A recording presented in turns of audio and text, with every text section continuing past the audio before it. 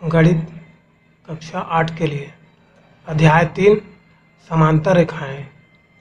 समांतर रेखाओं को इंग्लिश में बोलते हैं पैरेलल लाइंस। आज के इस वीडियो में हम अध्याय 3 समांतर रेखाएं से संबंधित कुछ महत्वपूर्ण जानकारियाँ देखेंगे। देखिए, इस अध्याय का नाम है समांतर रेखाएं। तो पहले जान लेते हैं कि समांतर रेखाएं क्या होती है और इससे संबंधित और भी कुछ महत्वपूर्ण जानकारियां हैं, उसे भी जान लेते हैं। तो देखिए, समांतर रेखाएं क्या होती है। एक ही तल पर स्थित ऐसी दो रेखाएं जिनके बीच की लंबवत दूरी सदैव समान रहती है, इन्हें दोनों ओर कितना भी बढ़ाया जाए, ये एक दूसरे को प्रतिच्छेद नहीं करती है। अब आइए इसको चित्र के माध्यम से समझ लेते हैं। देखिए, अब हम चित्र के माध्यम से समांतर रेखा के बारे में थोड़ा देखते हैं। ये जो चित्र दिया है, इसमें दो रेखा बना हुआ है। एक ये वाला रेखा जिसका नाम एल है और एक उसके नीचे वाला रेखा जिसका नाम एम है। अब देखिए, ये दोनों के बीच की दूरी को यहाँ पे डॉट डॉट करके बताया गया है। दोनों रेखाओं एल और एम के बीच की दूरी 3 सेंटीमीटर है। दोनों रेखाओं के बीच की दूरी 3 जगह से नापा गया है और तीनों जगह से नापने पर देख लीजिए, शुरुआत में 3 सेंटीमीटर दूरी है, बीच में नापा गया है तो बीच में भी 3 सेंटीमीटर दूरी है और उसके किनारे आगे की ओर नापा गया है, तब भी 3 सेंटीमीटर की दूरी है। अर्थात इन दोनों रेखाओं के बीच की दूरी में कहीं पे भी कम ज़्यादा नहीं हुआ है। समान दूरी पर ये दोनों रेखाएं स्थित हैं। तो इस प्रकार के रेखाओं को समांतर रेखाएं कहते हैं, जिनकी बीच की दूरी हमेशा समान रहती है। और इन रेखाओं को आगे की ओर बढ़ाने पर, दोनों ओर आगे की ओर बढ़ाने पर, जैसे कि इस वाले सिरे को हम इधर आगे बढ़ाएंगे और इस वाले सिरे को इधर आगे बढ़ाएंगे और इस वाले सिरे को इधर आगे बढ़ाएंगे और इस वाले सिरे को इधर आगे बढ़ाएंगे, तो इन दोनों सिरों को इस प्रकार से ऐसे आगे बढ़ाते जाएंगे, तब भी ये रेखाएं एक दूसरे को कभी नहीं काटेंगी। ठीक है, तो इस शर्त को पूरा करने वाली रेखाओं को समांतर रेखाएं कहते हैं, जिनके बीच की दूरी हमेशा समान रहती है और उनको आगे बढ़ाने पर वे कभी भी एक दूसरे को नहीं काटती हैं। ठीक, अब देखिए, इसके बाद इसी प्रकार वर्ग या आयत की सम्मुख भुजाएं, श्याम पट के सम्मुख किनारे, रेल की पटरी इत्यादि समांतर रेखाओं के उदाहरण हैं। अब इसका भी थोड़ा सा चित्र देख लेते हैं। अब देखिए, यहाँ पर कुछ महत्वपूर्ण चित्र बने हुए हैं। वर्ग, आयत, श्याम पट, रेल की पटरी, ये इन चारों के चित्र बने हुए हैं। अब इन चित्रों के माध्यम से इनके सम्मुख भुजाओं का समांतर रेखा से तुलना करते हैं।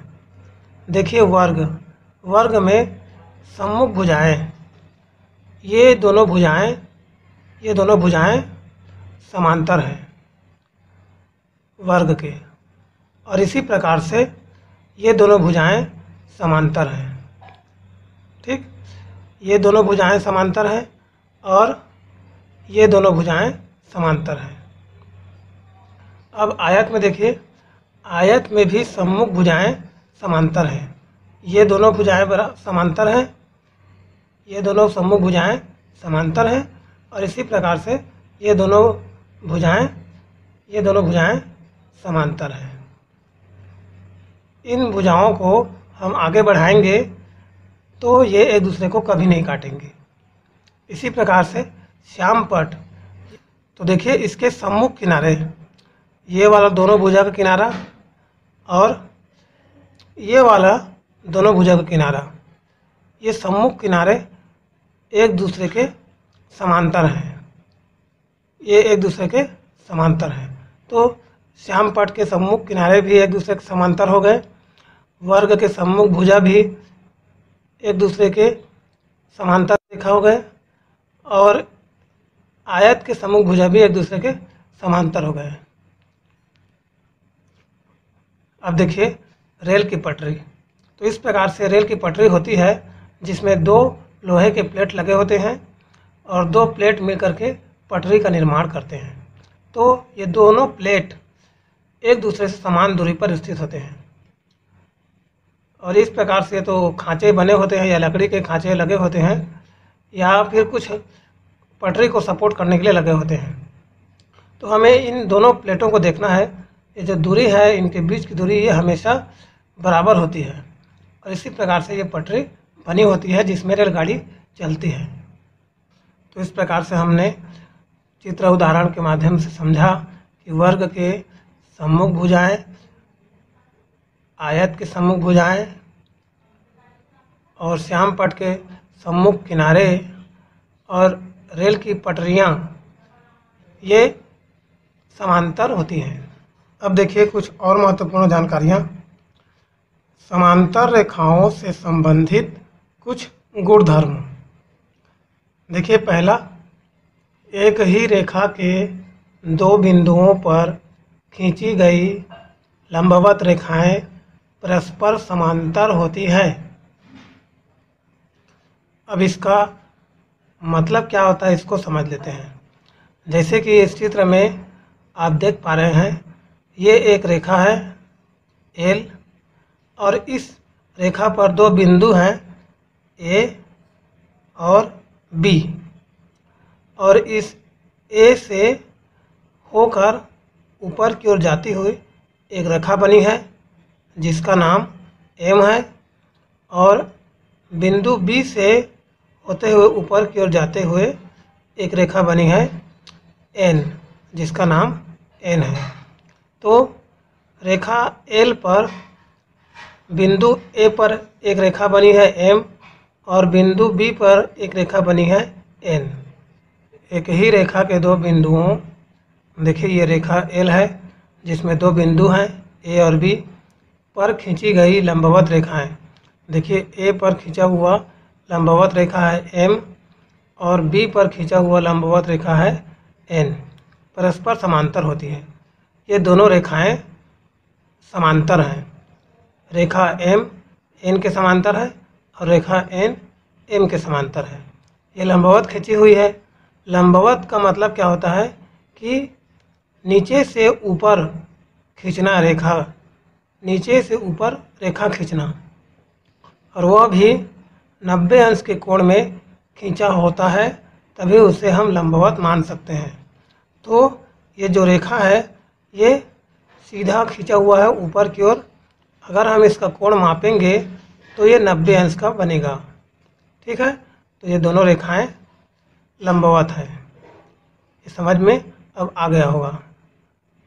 एक ही रेखा पर किसी दो बिंदुओं पर खींची गई लंबवत रेखाएं समांतर होती है। अब देखिए दूसरा, एक ही रेखा के समांतर दो रेखाएं परस्पर समांतर होती हैं। अब देखिए यहाँ पर तीन रेखा बना हुआ है एल एम एन।